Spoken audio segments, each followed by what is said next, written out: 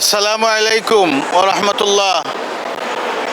আমি মৌলানা Atikur Rahman, Michigan Al Quran academy of মিশিগানে ভাইস প্রিন্সিপাল হিসাবে কর্মরত আছি। আমরা মিশিগান থেকে আসছি মুনা কনভেনশনে।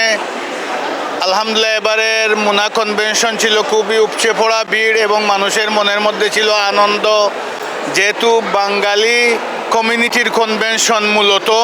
এই জন্য বাংলাদেশে যে আমাদের গণতন্ত্রের বিজয় হয়েছে, ছাত্র জনতার যে বিজয় হয়েছে, এজন্য মানুষের মধ্যে আরও একটা বাড়তি আনন্দ ছিল।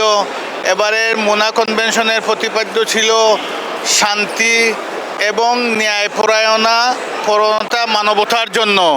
ইসলামের শান্তি, ন্যায়পরায়ণতা মানুষের মধ্যে ছড়িয়ে দিতে পারলে মানুষের মধ্যে সমতা থাকবে, ঐক্য থাকবে, শান্তি এবং শৃঙ্খলা থাকবে।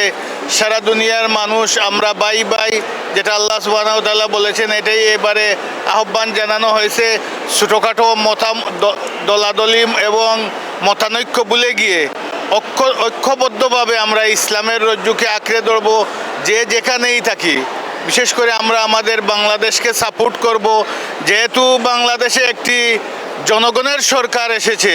এজন্য আমরা বিদেশিরা, আমি আহ্বান করব সবাইকে, রেমিটেন্স যোদ্ধা হিসাবে আমরা দেশের উন্নয়নের জন্য যতটুকু সম্ভব আমরা যে যেখান থেকে আছি বাংলাদেশের উন্নয়নে আমরা প্রচেষ্টা চালিয়ে যাব।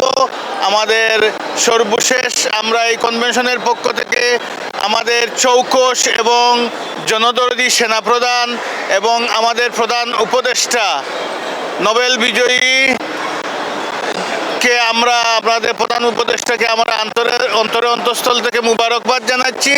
ইনশাআল্লাহ বিদেশিরা বাংলাদেশের মানুষ গণতন্ত্রের পক্ষে, আপনাদের পক্ষে আছে।